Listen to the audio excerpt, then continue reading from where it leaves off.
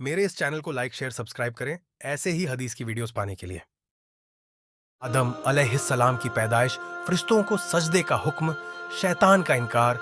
अल्लाह ताला ने आदम अलैहिस्सलाम को मिट्टी से पैदा किया और उनका खमीर तैयार होने से पहले ही उसने फरिश्तों को यह खबर दी कि वह बहुत जल्द मिट्टी से एक मखलूक पैदा करने वाला है जो बशरह कहलाएगी और ज़मीन में हमारी खिलाफत का शर्फ हासिल करेगी। आदम अलैहिस्सलाम का खमीर मिट्टी से गूंधा गया और ऐसी मिट्टी से गूंधा गया जो नित्य नई तब्दीली कबूल कर लेने वाली थी।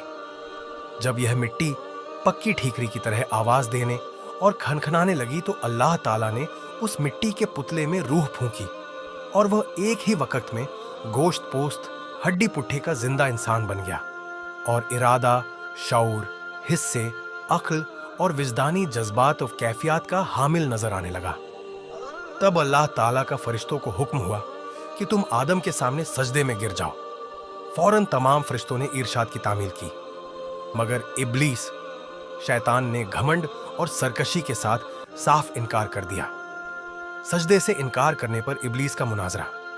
अल्लाह ताला अगरचे गैब का इल्म रखने वाला और दिलों के भेदों तक को जानने वाला है और माजी, हाल और मुस्तकरिबल, भूत, वर्तमान, भविष्य सब उसके लिए बराबर है।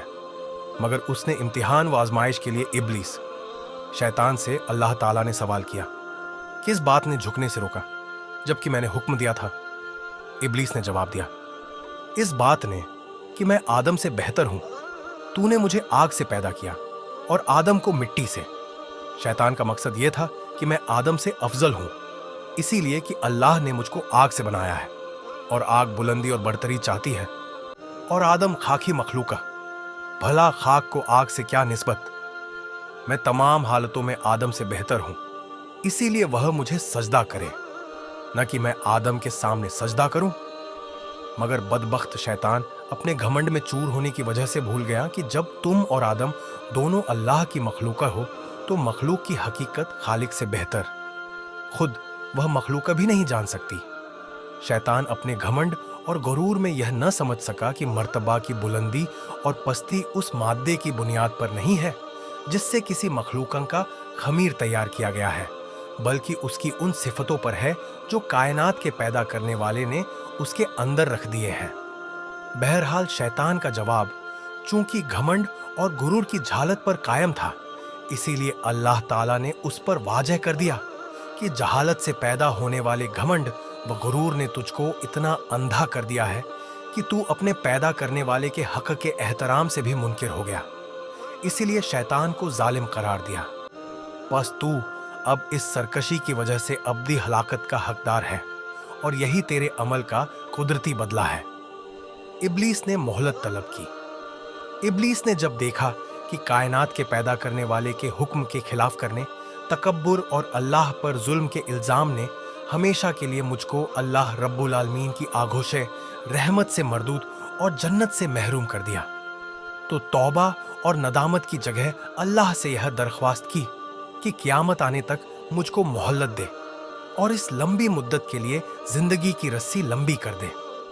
अल्लाह की हिकमत का तकाजा भी यही था, इसलिए उसकी दरख्वास्त मंजूर कर ली गई। यह सुनकर अब उसने फिर एक बार अपनी शैतानी का मुजाहरा किया। कहने लगा, जब तूने मुझको मरदूद करार कर ही दिया तो जिस आदम की बदौलत मुझे यह रुसवाई नसीब हुई, मैं भी उस आदम की औलाद की राह मारूंगा और उनके सामने पीछे, आस पास और चारों ओर से होकर उनको गुमराह करूंगा और उनकी अक्सरियत को तेरा नाशुक्र बना छोड़ूंगा। अलबत्ता तेरे मुखलिस बंदे मेरे फरेब के तीर से घायल ना हो सकेंगे और हर तरह महफूज रहेंगे।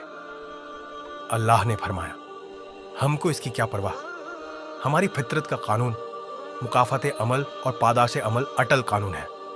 बस जो जैसा करेगा वैसा भरेगा और जो बनी आदम मुझसे रूगर्दानी करके तेरी पैरवी करेगा वह तेरे ही साथ मेरे अजाब का हकदार होगा।